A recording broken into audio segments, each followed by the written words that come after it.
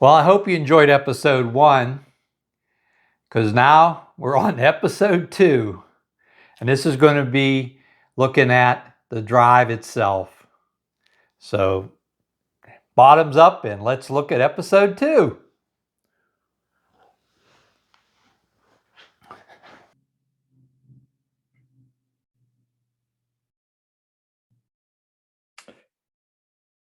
VFD Installation Considerations, Episode 2. In this episode, we're going to discuss the VFD, the enclosure, and the environment. We're going to talk about VFD jumpers, locations, enclosure options,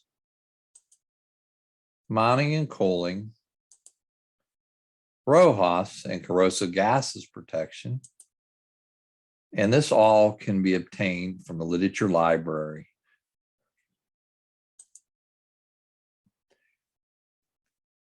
The 750 drives, frames 1 through 7 and all the way up actually, have jumpers that need to be positioned in the right locations.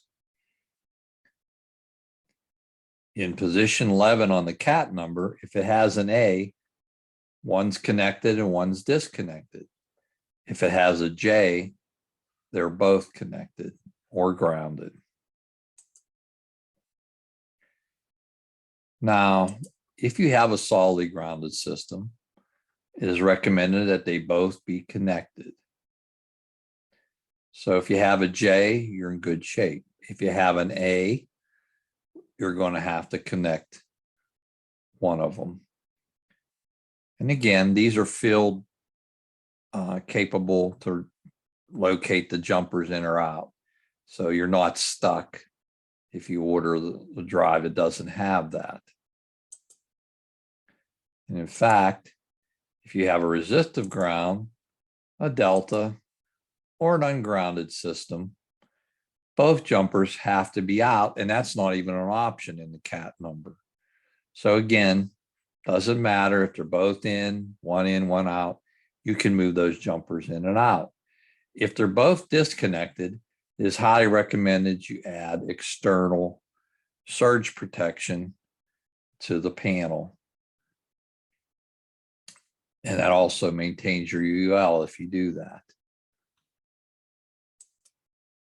Now, I find a lot of people don't even look at that. They just mount the drive. Now, it'll run, but you could have an issue where if you get a ground fault or some other input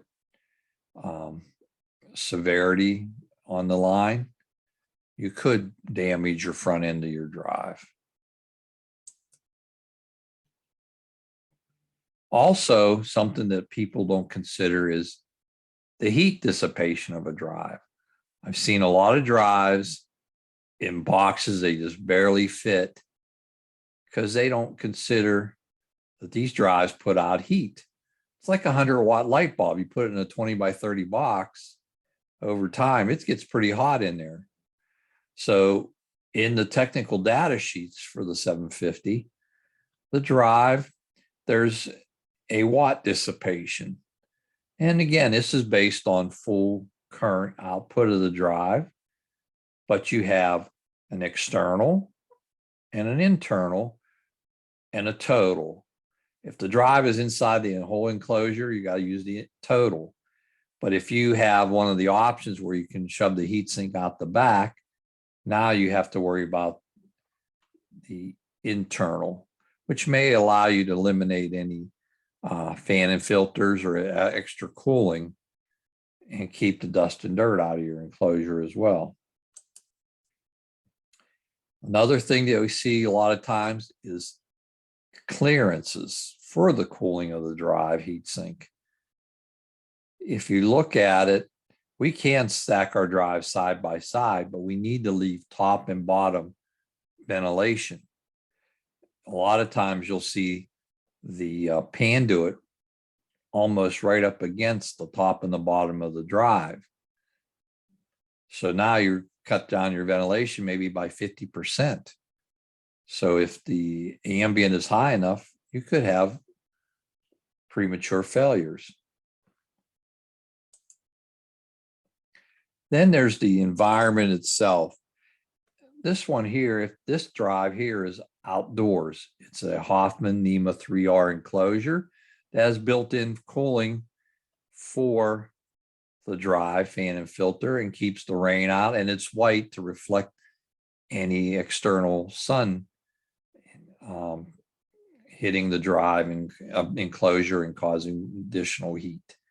This also has a UV protective cover over the HIM module because the HIM module itself cannot withstand external UV rays and will break down.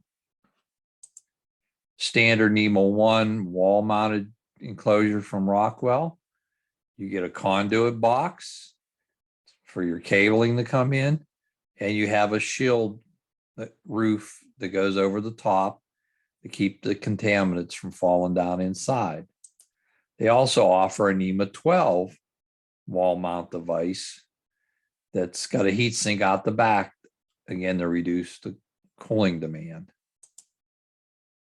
Or you could have it in an enclosure with fan and filters.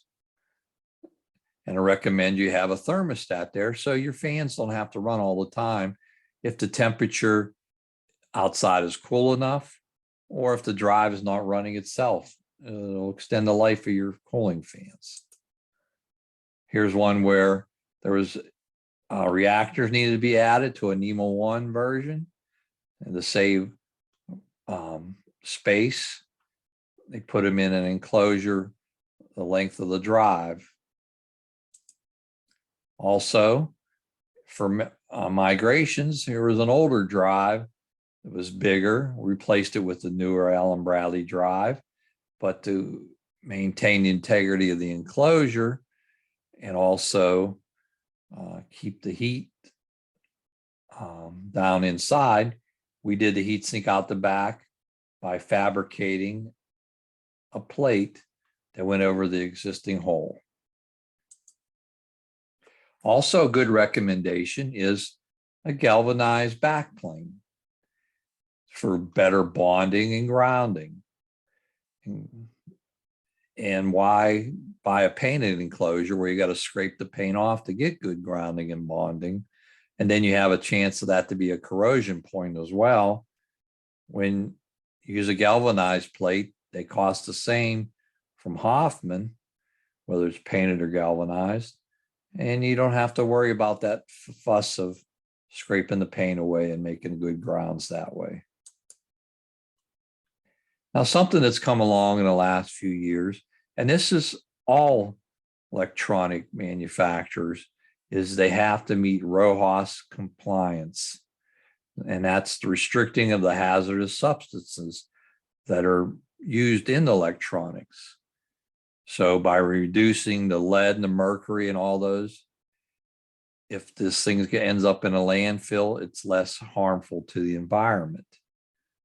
Well, in doing so, now you've opened up your electronics to be more susceptible to corrosive atmospheres.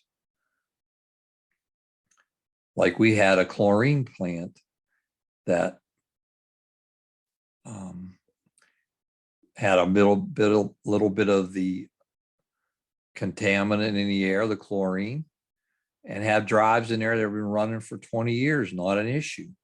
They put a new drive in, and within a year, it was failing because it started eating away at the connection points. Now, Rockwell has made some strides to offer more corrosive resistant drives. Their 755T family has that as standard now, and they're coming out with the new 755TS, which that's an option. So and if you're interested in more about that, you can look at my last video about harmonic mitigated drives, and I go over the TR and talk about a video that goes over what Rockwell's done extra to help prevent that corrosive atmosphere issues. Nevertheless, this is a problem and something that has to be considered.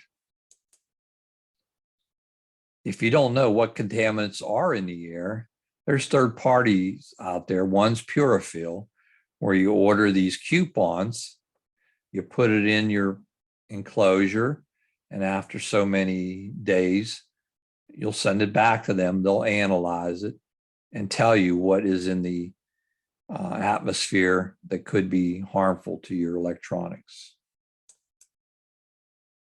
Then there's spacing, which can get to be a little frustrating sometimes. You got all your components in the panel. You got your drives and your PLC and what have you. And you're not separating your PWM switching, which is very noisy, from your control signals and lower voltage powers supplies. So if you can't maintain like 6-inch spacing and everything, there are devices out there that you can put in shielding between the panduits to eliminate the 6-inch spacing down to a minimum. Or Panduit makes a wire channel that has the metal foil finished right inside the PVC. So again, a lot of this information is in the drives PWM installation guide, the 750 installation manual, 750 technical data, and for the corrosive and the environmental enclosure stuff, you have this the industrial installation guide. And again, it can all be obtained from Rockwell at www.av.com in their literature library. So that ends episode 2 of the installation considerations.